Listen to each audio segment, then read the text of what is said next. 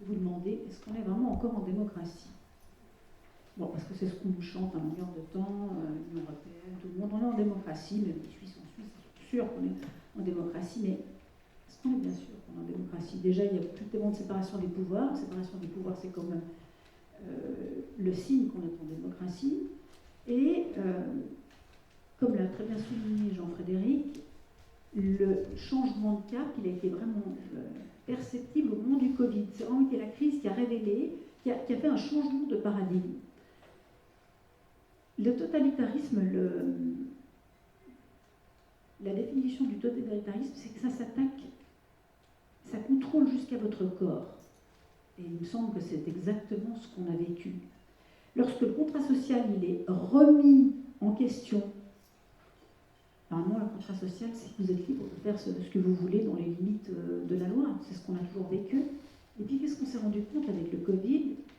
Eh bien que votre citoyenneté, elle était soumise à des nouvelles conditions. C'était quoi ces nouvelles conditions? Pour exercer vos libertés fondamentales, vous aviez besoin d'un pass sanitaire. Vous vous rendez compte? Donc là, on sent qu'on s'attaque à quelque chose de plus profond, on s'attaque au corps. Et quand on s'attaque au corps, on tombe c'est la définition même du totalitarisme. Alors comment on fait pour en sortir? Et puis pourquoi on y est arrivé? Parce qu'on a fait peur aux gens. Et qu'est-ce qui se passe? On continue à faire peur aux gens. Est-ce qu'après le Covid, vous avez vu, on a eu la guerre en Ukraine, bon ça continue parce que maintenant on a bientôt les chars qui vont arriver à Lausanne. Je vous préviens si jamais on est proche. Et en même temps, Bruno Le Maire a mis l'économie russe à genoux. C'est quand même important de souligner. Ah bah, je ne me fais pas dire. Donc voilà, on en est là. Alors, comment on en est arrivé là et comment on en est arrivé à ce qu'il y ait une espèce d'apathie? Moi, c'est ce que je constate, il y a une apathie quand même assez hallucinante dans la population. Qu'est-ce qui s'est passé? Eh bien, on a eu très très peur, il y a eu un état de sidération, et puis maintenant, qu'est-ce qu'on fait de tout ça? Qu'est-ce qu'on fait de tout ça? Pourquoi on en est là? Bon, moi je vais vous donner mon point de vue. Je pense que, alors ça c'est un point de vue, je pense que c'est un fait. Il y a déjà un niveau d'instruction, pas d'éducation, mais d'instruction en chute libre. Donc moins on connaît son histoire, plus on devient perméable à des influences qui sont notamment les influences de l'État. C'est une chose. On a peur d'être ostracisé aussi. Parce que c'est difficile de s'opposer quand tout le monde est d'accord avec une idée, puis que vous arrivez, non, moi je ne suis pas d'accord, mais ça va un petit moment, mais pas trop longtemps. C'est difficile d'être ostracisé. Ça, c'est une seconde chose. Et puis, à mon avis, la principale, c'est la déspiritualisation. Donc, on ne croit plus à rien. Il y a des choses vraiment extrêmement matérielles, donc à la consommation. Et c'est ce qu'on veut, c'est ce que disait Jean-Frédéric. Consommation veut dire intérêt économique. Donc en fait, c'est uniquement, on est dans une guerre qui est une guerre économique de plein fouet. On subit ça de plein fouet. Et on n'a pas les moyens, on n'a pas les ressources, on sent qu'on perd les ressources pour s'y opposer. Bon, ça c'est une vision un petit peu tristounette de l'affaire, parce que si vous êtes là ce soir, ça veut dire qu'il y a des gens qui ne pensent pas comme ça et qui sont prêts à se mobiliser. Mais c'est vrai que c'est compliqué. C'est compliqué parce qu'on est attaqué de toutes parts par différentes décisions, et cette décision, parce qu'il s'est passé en Roumanie, effectivement, c'est très très grave. Et puis, ce qui est encore, qui est d'autant plus grave, c'est qu'en fait, ce sont des autorités judiciaires qui se permettent d'intervenir dans des décisions politiques. Et là, il faut bien comprendre, ça signifie que quelques juges peuvent décider que telle loi, tout d'un coup, non, telle loi, ça ne va pas. On la balaye, vous avez appliqué cette loi dans ce pays, mais non, mais ça ne va pas. La Cour européenne des droits de l'homme. Alors, qu'est-ce qui s'est passé en Suisse? Il y a eu un petit truc. Bon, là, la Suisse a bien réagi, je dois dire. Vous savez, peut-être, vous vous souvenez, c'était l'année dernière, il y a eu un groupe de boumeuses, de grand-mères. D'accord. Je voulais rester un peu dans le vent, donc j'ai dit boumeuses. Hein. Ça fait Jones, un peu, voilà. Bon. De grand-mères, donc, on a mieux compris, de grand-mères suisses, qui ont déposé une plainte à la Cour européenne des droits de l'homme en disant « Oui, non, mais ça ne va pas parce que la Suisse, elle n'applique pas suffisamment bien elle ne prend pas assez de bonnes décisions pour sauver la planète et sauver le climat. Donc elle était à la Cour européenne des droits de l'homme, et qu'est-ce qui s'est passé? Elles ont eu gain de cause.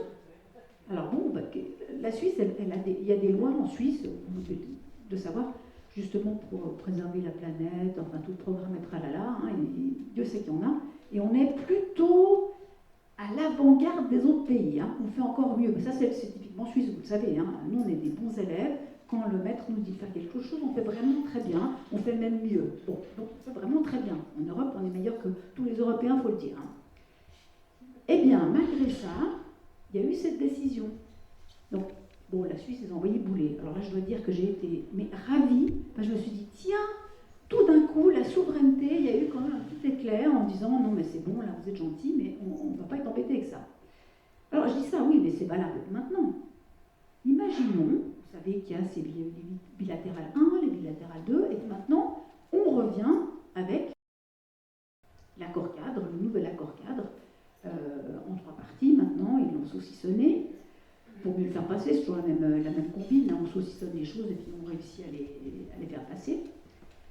Et en fait, ces accords cadres, ça n'est ni plus ni moins qu'une adhésion de la Suisse à l'Union européenne. Pourtant, je tiens à préciser que même si on a gardé l'invitation un petit peu ouverte assez longtemps, depuis 2016, c'est entériné qu'il n'y a plus de demande d'adhésion de la Suisse à l'Union européenne. Mais on revient avec ça. Imaginez si vraiment on s'installe dans cette Union européenne, on fera quoi avec les décisions qui viendront de la Cour européenne? Est-ce qu'on pourra les mettre sous le tapis et dire oh, non, on s'en fout? Ça va être compliqué pour la souveraineté. Parce que l'Union européenne égale plus de souveraineté. Alors déjà, c'est difficile en ce moment, pour différentes raisons. Et ça me permet de vous parler d'un de mes dadas, mais qui est aussi un des dadas de Jean-Frédéric, c'est le traité pandémique et le règlement sanitaire international. Le règlement sanitaire international, on avait jusqu'au 28 février, sauf erreur de ma part, dans le procès, il y avait une procédure de consultation du peuple suisse, donc n'importe qui pouvait écrire au Conseil fédéral, mais vous pouvez toujours le faire pour demander le rejet des amendements qui ont été pris le 1er juin 2024. Mais ça, c'est typiquement une perte de souveraineté. Et quand on dit l'OMS, c'est le grand méchant, c'est pas l'OMS qui est le grand méchant, c'est nos États qui sont les grands méchants, parce que ce sont nos États qui sont d'accord de signer notamment ce règlement. Et j'ai appris aujourd'hui qu'au Parlement suisse, les parlementaires ont discuté et ils ne souhaitent pas, ils ne veulent pas que ce règlement sanitaire international, donc le rejet de ces amendements, soit soumis au vote du peuple suisse. Donc ils ne veulent pas de référendum facultatif. Voilà. Bon, vous avez l'UDF qui n'est pas très contente avec ça, hein, ça bouge assez. Enfin, le Conseil fédéral a dit non, non, mais il n'y a pas de problème, la souveraineté n'est absolument pas en danger. Ben voyons. Ben voyons. Des mensonges, toujours des mensonges. Pourquoi tant de mensonges aussi? Pourquoi ça marche si bien, les mensonges? Ben aussi parce qu'on a un problème, on n'a plus de quatrième pouvoir. Le quatrième pouvoir, vous le savez, c'est les médias. Mais les médias, pourquoi on n'a plus de quatrième pouvoir? Parce que les médias sont financés par qui? Alors bon, ils sont à la botte du Conseil fédéral, on est d'accord, du gouvernement, on est d'accord, mais ils sont financés par qui? Ben, de nouveau par des grands groupes. Donc on revient, on retourne, on retombe sur cette problématique économique. De nouveau, nous ne sommes que de la marchandise, rien de plus. Parce qu'on est tombé, effectivement, on n'a plus de valeur, et on retombe dans ces échanges économiques qui viennent d'ailleurs du droit anglo-saxon, parce que initialement, c'était pas le droit anglo-saxon qui faisait loi sur le continent, c'était le droit commun. Mais malheureusement, à cause de cette problématique du droit anglo-saxon, on se trouve là aujourd'hui. Et notre problématique, ok, les gouvernements, c'est pas terrible ce qu'ils font. Mais il faut qu'on aille voir un petit peu plus loin. C'est pas seulement les gouvernements, c'est surtout les pressions que les gouvernements reçoivent de la part de grands groupes économiques. Le problème, il est là. Alors comment on fait? Est-ce qu'on baisse les bras? Non, on ne baisse pas les bras, et puis, ma foi, il faut attaquer là où on peut attaquer, c'est-à-dire à notre niveau, au niveau local. C'est toujours important de faire les choses au niveau local ou au niveau national. Il ne faut pas s'attaquer aux grands groupes de toute façon. Mais on peut, en Suisse, alors malgré tout ce que je vous ai dit au début, malgré le fait que la Suisse, j'ai cassé le mythe, il n'empêche qu'on a encore des moyens démocratiques de faire bouger les choses.